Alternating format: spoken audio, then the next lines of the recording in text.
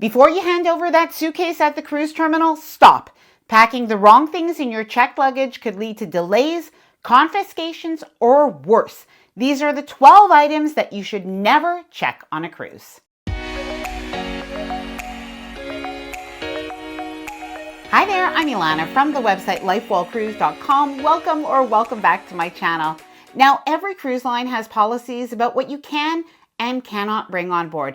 Now, some items are strictly prohibited, while others will be confiscated if found. Still, others are allowed, but only if they're brought on board in your carry-on luggage and not placed in your checked baggage. And beyond the official rules, there are smart best practices that seasoned cruisers follow to avoid delays, frustrations, and even to be denied boarding. In this video, we'll be breaking it down, even covering the most commonly forgotten items that seasoned cruisers always pack in their carry-on and not in their checked bag. Now, before I get started, I did want to mention that if you like this video, if you find it helpful, informative, or enjoyable in any way, then please do give this video a big thumbs up. I really do appreciate it, and please subscribe to the channel if you haven't done so already. Let's get started. All right, let's start with one of the most important items: medications. Never ever place your medications in your checked luggage. Bags can be delayed, rerouted, or in very rare cases, even not make it onto the cruise ship. And once you're at sea, there is no pharmacy waiting for you.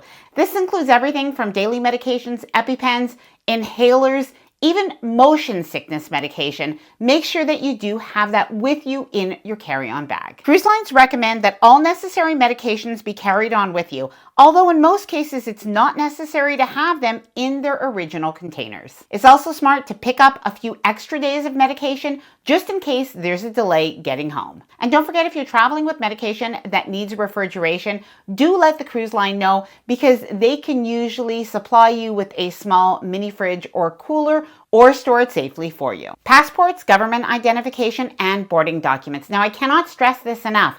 Never place your passports or your government ID in your checked luggage. Always have this on you. Not having this on you and presenting it at boarding time can result, and often does result, in being denied boarding. Now, it's a good idea to have a dedicated travel wallet or a zippered pouch where you keep your passport and other important documents, including visas if you need them, right on your person. Now, as a bonus tip, it's a good idea to take a photo of your passport, government ID, and any boarding documents and keep them screenshot in your phone, as well as emailing them to yourself just in case. Next up, drinks. This one trips up a lot of first-time cruisers. Most cruise lines do allow you to bring a limited amount of beverages on board, but there are very specific rules about how you bring them. Typically, each adult is allowed to carry on 1 or 2 bottles of wine or champagne.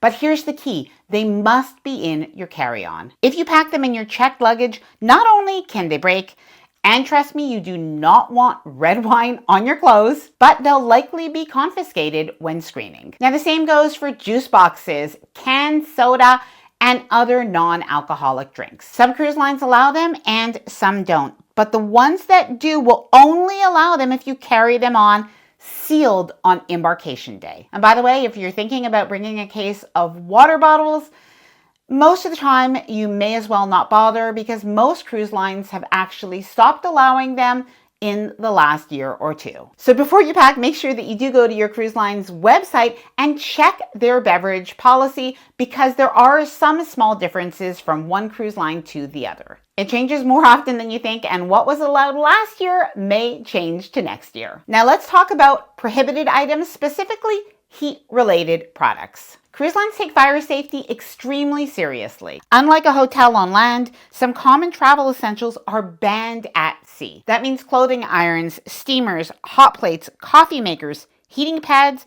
and candles are strictly prohibited on most cruise ships. Even small travel steamers that might seem harmless, well, they'll likely be screened in your checked luggage and confiscated until the end of your trip. You may even have to go and retrieve your luggage from a lower deck, or what's often called the naughty room. Now let's talk about toiletries, not because they're banned, but because of timing. Now here's the thing: when you board a cruise, you often won't have access to your stateroom or your checked luggage for several hours.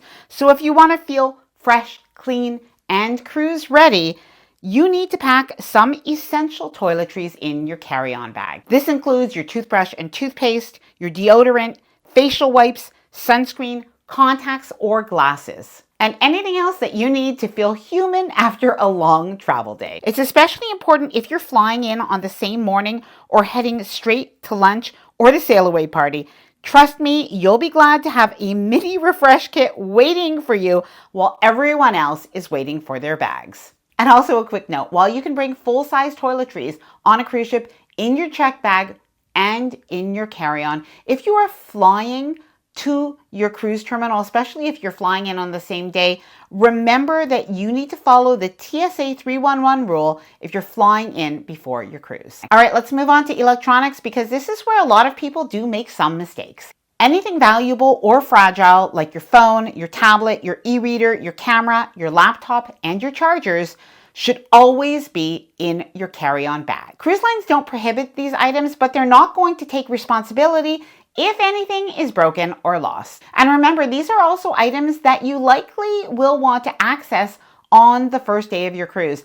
Think about downloading your cruise line app to your phone, or taking photos or videos, or even having a little bit of entertainment on your iPad while you wait for your cabin to be ready. By the way, in case you are wondering, the rule when it comes to checked luggage is different when it comes to flying versus going on a cruise. So you can actually put some different items with lithium-ion batteries in your checked luggage. So that means if you do have some chargers, you can actually place them in your checked luggage, but still you may want to have them on you just in case. Now let's talk about CPAP machines and other medical equipment, because if you rely on them, proper packing is absolutely essential. If you use a CPAP machine, it must be carried on with you, not packed in your checked luggage.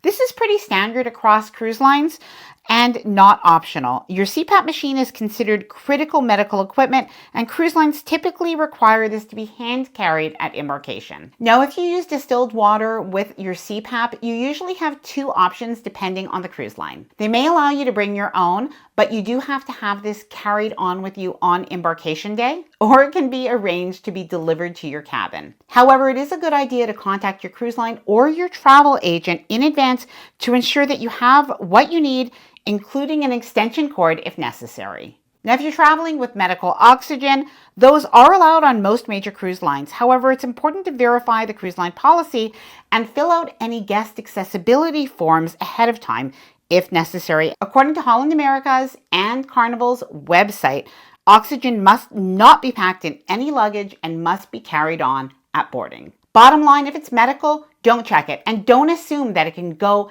in your regular checked luggage. Carry it on, label it clearly, and if you're unsure, call your cruise line before you sail. It's always better to be over-prepared when it comes to your health. Jewelry and other valuable items. Now, it might seem like it's perfectly safe to tuck your jewelry in a case somewhere inside your checked luggage, but that's a bad idea, and I'll tell you why.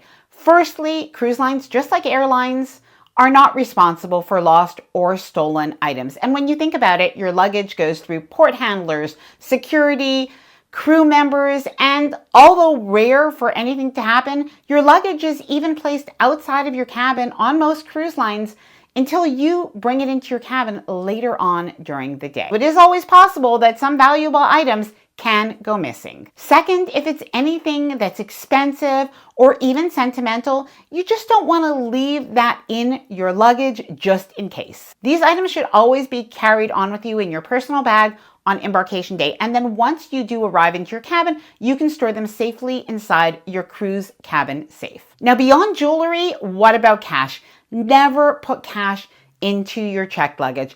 Always have that on you along with credit cards and anything else that you consider valuable. Prohibited items. Now, these are items that on the most part should never be brought onto a cruise ship.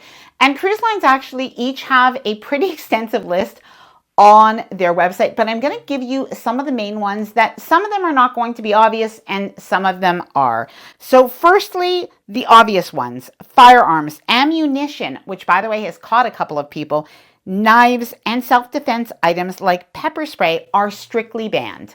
Candles, incense, and anything with an open flame, iron steamers, and heating pads are also strictly forbidden. Surge protected power strips and extension cords are often banned as well. Non-surge protected power cubes and USB hubs that are cruise compliant are allowed by most cruise lines. However, you do want to check your cruise line website just in case to be sure. Alcohol. Now, while wine is typically allowed to be brought on board on embarkation day on most cruise lines, beer and hard alcohol is not. And yes, cruise lines are screening luggage for people trying to sneak those items on. CBD and any cannabis-derived products. Now, even if they're legal in your home state, even if this is by prescription, these items are not permitted on board cruise ships. This includes CBD oil and gummies, and if found, not only can you be denied boarding, but if found once you're on the cruise ship, you can actually be kicked off the cruise ship in a foreign port. This is very serious and cruise lines are monitoring closely for it. Now, there are a few items that might come as a bit of a surprise. Bluetooth speakers. Over the last year or so, there are a couple of cruise lines that have actually banned Bluetooth speakers outright to be brought on their cruise ship. Otherwise, you can bring them on, but they're strictly to use in your cabin. Wi-Fi routers and mini Starlink kits are not permitted on board cruise ships. Walkie-talkies. Now, these fall into a gray area. Some cruise lines allow them, while others don't. It's best to check your cruise line website for specific guidelines, but in my experience, these don't work very well, so it's better to rely on the cruise line's app or Wi-Fi and text message. And while dive knives are permitted on certain cruise lines, they often must be declared, stored with security, and there may be other restrictions. Bottom line, if there's any doubt, check your cruise line website, and if in doubt, leave it out. A swimsuit and a change of clothes. Now, here is an item that seasoned cruisers swear by. When you do board your cruise ship, it could be 4, sometimes even 5 hours before you see your checked luggage, and not having a swimsuit, closed-toed shoes, even a change of clothes and items to freshen up, things that you'll need for the first day of your cruise, can actually have you delaying the fun on your vacation. Now, don't forget things like flip-flops, a cover-up, sunscreen, and sunglasses, as well as any personal items that you'll want to access before dinner. Now, usually what I do is I actually pack whatever I think I might wear for dinner in my carry-on bag. This way I can get into my cabin, I can hang it up, and I don't have to stress about what time my luggage is going to arrive. House keys, car keys, and any irreplaceable items. Never put your car keys or your house keys in your checked luggage. If for whatever reason that gets delayed or missing, you could really be stuck. So make sure that you do have these on you. But as well, a lesson that many cruisers have learned is don't put any sentimental or even comfort items into your checked luggage. So as an example, if you have a favorite stuffy for your child or your grandchild, make sure that you do have that on you. Cleaning supplies. Now, cruise cabins are generally very clean, so don't bring a lot of cleaning supplies, but it's not uncommon for cruisers to sometimes bring some Lysol wipes or something to just clean or disinfect the main touch points in their cabin. But what you don't want to do is bring any aerosol versions of these cleaning products. And I think if I'm not mistaken, even bleach products are banned as well. So what you can do is you can bring Lysol wipes, and you can bring small travel size Febreze if you want an air freshener, or even better, bring a travel size Poo-Pourri. Now, if you are wondering what to do as soon as you get into your cruise cabin before you even unpack, I'm going to leave a video right after this one that you're going to find super helpful. But I would love to hear from you. Please let me know, what are some of the items that you never pack in your checked luggage? And did any of these surprise you? Please let me know down in the comments below. I hope that you enjoyed this video. If you did, please do give it a big thumbs up. I really do appreciate it. And please subscribe to the channel if you haven't done so already. Bye for now, and happy cruising.